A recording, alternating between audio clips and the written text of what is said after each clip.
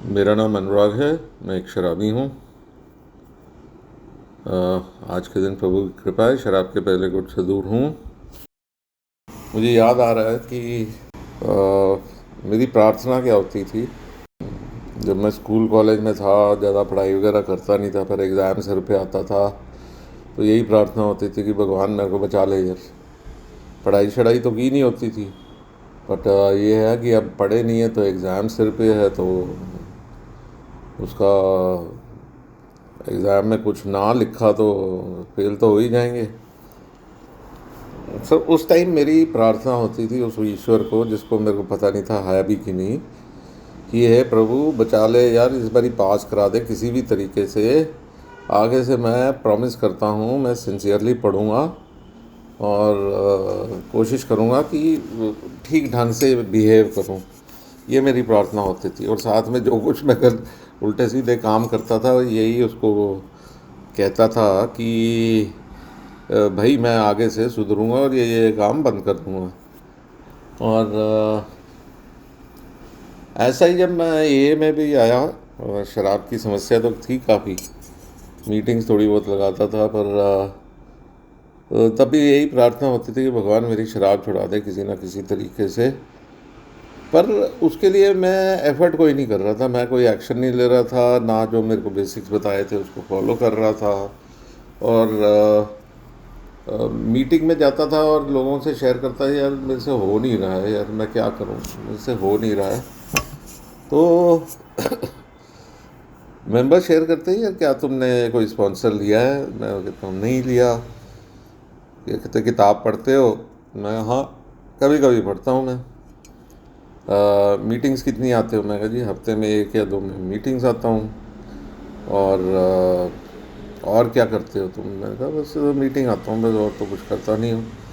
ना मैंने स्पॉन्सर लिया है ना मैंने और काम करता है। तो यहाँ आके मेरे को जो बात उन्होंने फिर समझाई कि बस प्रार्थना अपनी जगह ठीक है, बाकी तुम ए में आए हो, तुमने माना कि तुम शराब के सामने शक्तिहीन हो, ज़िंदगी अस्त व्यस्त है, ये एडमिट करना बहुत ज़रूरी है।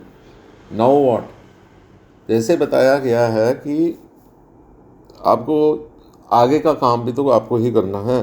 आपको एक विश्वास पैदा होना है कि एक ऊंची शक्ति आपको दोबारा ठीक कर सकती है। फिर एक डिसीज़न लेना है अपने आप को उस ऊंची शक्ति के हवाले करने के लिए, और फिर लग जाना है काम पे। तो मेरे को यही बड़ी कन्फ्यूजन थी, मिसअंडरस्टैंडिंग थी कि भाई अकेला प्रार्थना कर लूँगा तो बात बन जाएगी, बाकी और कुछ करने की ज़रूरत नहीं है। विश्वास भी मेरा धीरे धीरे बना उस ऊंची शक्ति पे। तो यहाँ आके मुझे पता चला यार ये का प्रोग्राम एक्शन करना है।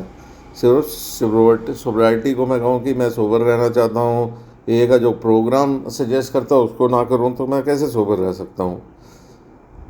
अगर मैं पुरानी हरकतें करता रहा और मैं भगवान से प्रार्थना करूँ कि मेरे में बदलाव ला, वो कैसे बदलाव ला सकता है यार?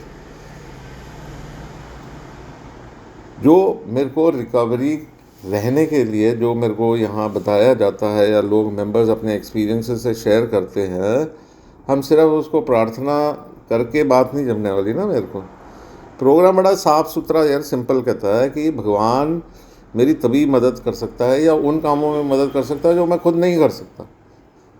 एक और भी हम लोग सुनते हैं ना, God helps those who helps themselves. और यहाँ क्लियर हो गया है कि भगवान वहीं मेरे को मेरा काम करेगा जहाँ मैं पूरी कोशिश कर ली और फिर मेरे से नहीं हो रहा, वहाँ भगवान अपना योगदान दे रहा है। सो करना मेरे को ही है यार, कोई और नहीं कर सकता। मीटिंग मेरे को जाना है, कोई और नहीं कर सकता। मेरे को स्पॉन्सर को फ़ोन मेरे को करना है, उसके साथ समय मेरे को बताना है, कोई और नहीं कर सकता। अब ये जो आगे वाला प्रोसेस है स्टेप 4 करने का, वो भी मेरे को ही करना है, वो नहीं कर सकता हूँ। स्टेप 5 में स्पॉन्सर के साथ शेयर करना है, अपने आप को बिल्कुल नंगा करना है, वो भी मुझे ही करना है। और ये सारा काम मेरे को करना पड़ेगा। स्टेप और 6 और 7 में पहले तैयार होना है कि भगवान मेरी कमियों को ले ले, और उसके बाद प्रार्थना करूँ कि भगवान अब तू ले ले। और स्टेप 8 और 9 में मेरे को लिस्ट तैयार करनी जिन लोगों को हार्म किया है और अमेंड्स करने हैं।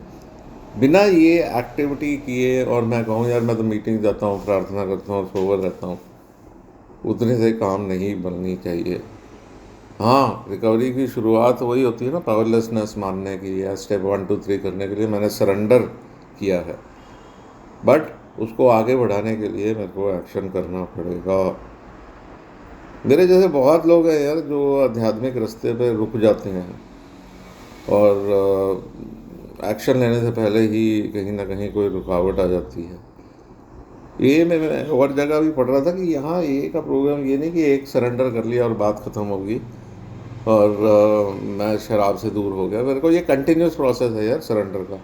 मेरे को बार बार सरेंडर करना पड़ेगा, अपने बिहेवियर को सरेंडर करना पड़ेगा, और भी कई ऐसे एस्पेक्ट्स जिसको मैं संभाल नहीं पाता उसको मेरे को उस ईश्वर के सामने सरेंडर करना पड़ेगा।